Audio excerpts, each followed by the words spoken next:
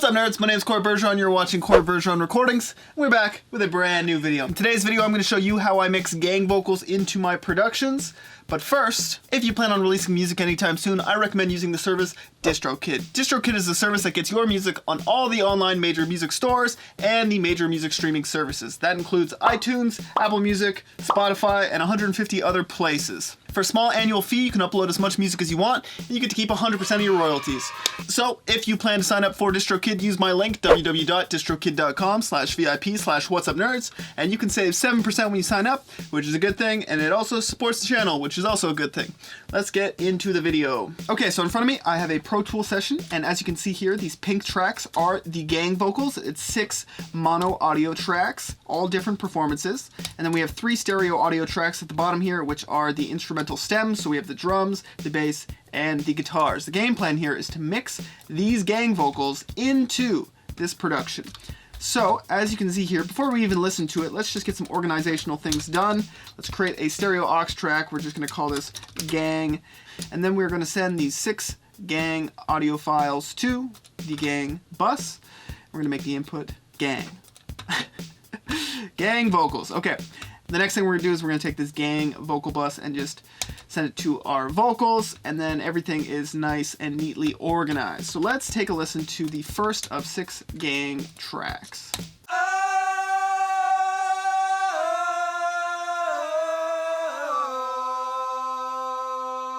So what you're hearing here is 4 grown men attempting to sing at the top of their lungs. You can hear that there's definitely some pitch variation in there. And let's listen through the other tracks.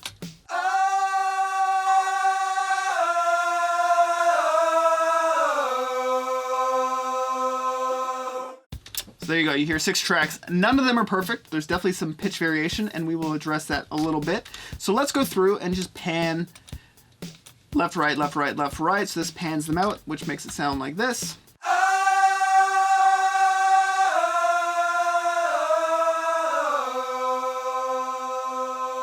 You can definitely hear a voice crack or 2 in there. One thing I'm going to experiment with right off the bat, which is something I wouldn't normally do. Normally you try and embrace the pitch variation, but I think there's some that's a little distracting. So I'm just going to lock into C major, which is the key of the song, turn the pitch amount up, humanize, maybe dial this back, and let's just throw this across the board and see if it makes much of a difference.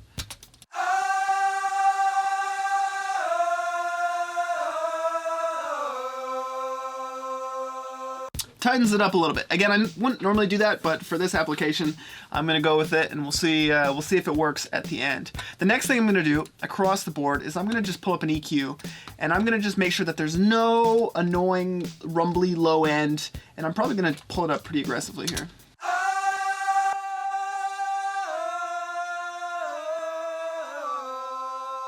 You can hear that the timing of the voices when the notes change is kind of a little off, but that's not the end of the world with the gang vocal. All that separation in pitch and timing is kind of what makes it sound bigger than it actually is. So we have the EQs across the board, and then I'm going to throw on just a little bit of compression on each individual track to just kind of keep them leveled and in place.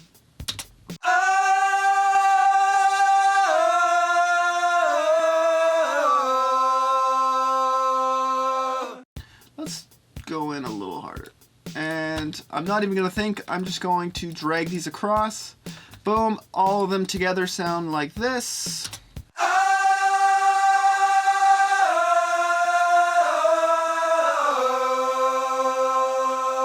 Pretty cool. All right, so now let's address the main gang bus. This is where we're going to do a little bit more compression just to kind of keep them in one spot. This is a dense mix, so I want to keep them in one consistent spot there. I'm going to pull up my friend over here, the Monster, which is a very, very aggressive EQ. I believe it's an 1176 with all the buttons in. I'm going to go down here to the high pass filter detector and turn it all the way up, so nothing under 250 hertz is influencing this compression at all. And then I'm going to turn the mix all the way to 0. I'm going to press play, and I'm going to dial it in just a little bit.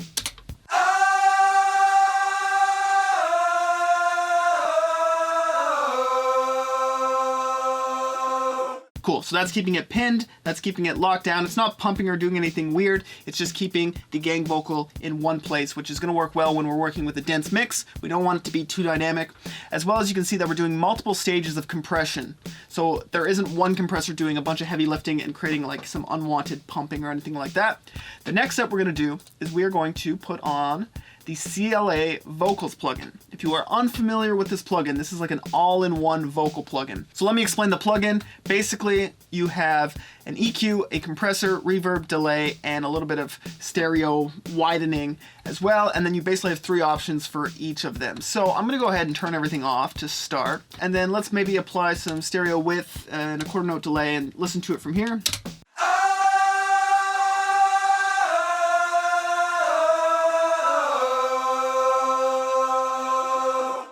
Cool, that quarter note delay is definitely helping it sound big. Let's add some reverb.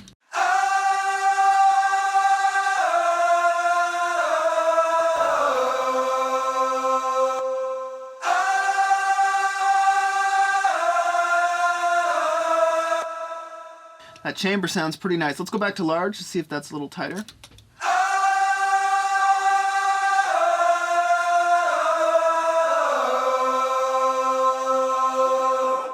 I like the large reverb over the chamber reverb. It seems to have a little less decay, which is nice, but it still sounds big. Let's add a little bit more compression. We'll just put it on the lightest settings, see what that does. And then let's get into the EQ here. So let's just turn up the treble and flip through these 3 different settings and see which one we like.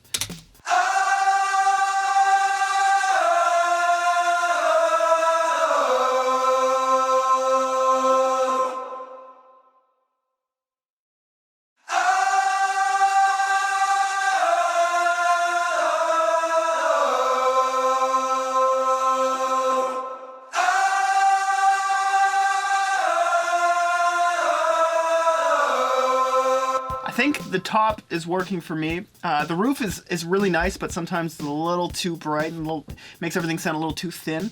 But for me, the top is working. And then what I like to do with gang vocals specifically is I like to take this lower knob, which is kind of like the low mids, and I like to use that to pull back some of the low mids, because when you're trying to get gang vocals to fit inside of a mix, usually you don't want too much low end energy in there. So let's listen to it. I'm gonna pull it down a little bit and we'll see what happens.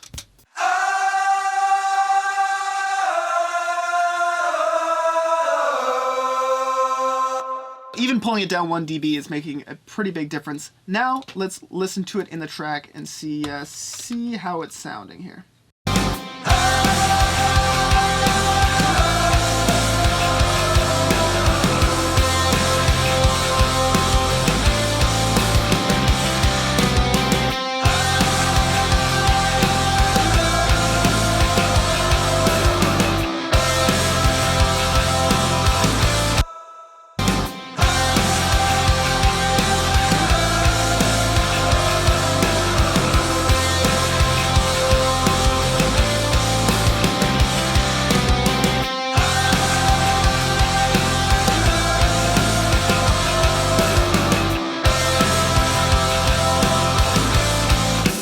Cool, so I tweaked around the knobs a little bit just to kind of get it to fit within the track. Turns out I did like the sound of the chamber reverb over the large reverb, and I adjusted the top end to see how bright I could get it without it sounding too thin or too harsh. The low end to me feels right, and it sounds anthemic, it sounds huge, and that's what we're going for in this specific case. Okay, so that is how I would mix gang vocals into one of my productions.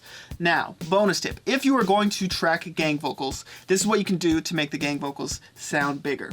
In this case, we had 4 bodies, but what we did in between every single take is we actually moved around a little bit. So every single take is sung from a different position, and there's a different balance of voices, and what that does when you combine, let's say 8 takes or 6 takes, it makes it sound like more people were actually singing. It makes it sound bigger. So when I'm tracking gang vocals, what I'll do is I'll go into Pro Tools here, go to Preferences, go to Operation, and then I'll make sure this automatically create new playlists when loop recording is selected.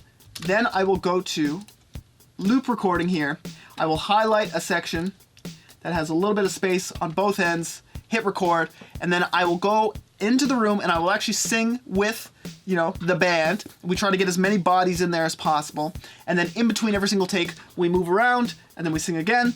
and then we move around and we sing again, and we do that, and we try to keep a mental note of how many takes we're doing. And once we have 8 or so solid takes, then I'll go through and I'll layer them out, I'll listen to them, make sure they're good to go. And then also, if you want to track harmonies or octaves and you want to thicken it up that way, what I'll do is I'll track 4 to 8 of the main take, and then I'll track 4 to 8 of the harmonies, and I'll keep them isolated so it gives me complete control in post how much of that harmony I want blended in. I find if you're tracking the harmonies with the main vocals at the same time, let's say you have 2 people tracking a harmony and 2 people doing the main take, then it gets a little iffy if, you know, some people aren't as strong of a singer as the other people in the room. You get what I'm saying. That is how I approach mixing gang vocals, and that is actually how I approach tracking gang vocals. So the next time you do it, try out some of those things. You would be surprised at the difference that it makes, and hopefully learn something on the Pro Tools end here when it comes to mixing gang vocals. Yeah, so that is basically it for the video. If you are trying to improve your mixing, I recommend to head on over to my Patreon page. I have the multi-tracks for every song. I've done an in the mix video for on this YouTube channel. I have the multi-tracks available for download if you sign up to become a patron. Also, I have a second tier, a higher tier, where if you sign up for that, we can do one-on-one lessons, me talking to you, and we can work on your mix, or we can work on any aspect of audio production that you're trying to get better at, whether it's, you know, drum editing, vocal tuning, anything like that. If you would like to do a one-on-one with me to improve your skills, we can also arrange to do that. So head on over to the Patreon. All the details are there. Be sure to join my Discord server. There will be a link for that below. We talk about audio production and all things Lockit related. Also follow me on Instagram and Twitter. And that is everything I have to plug. Create more, create more, create more. I will see you in the next video.